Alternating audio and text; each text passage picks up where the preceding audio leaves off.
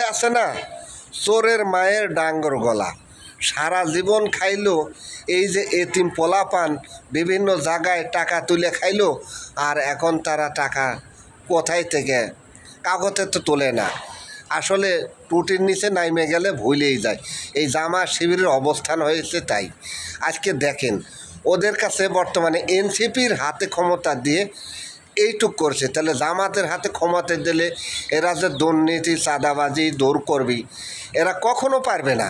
কারণ এই বাঙ্গালের কাছেই মানুষ কখনো অত বড় বাঙ্গাল হয় নাই যে মানুষ এই কাঙ্গালের কাছে বাঙালি হবে।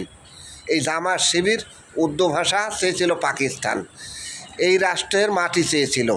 আজকে তারা কি করছে, এই দেশের মানুষ সব তাড়া দিয়ে খালি এই কাঙ্গালেরই থাকবি, আর মানুষের দরকার নেই ভাই।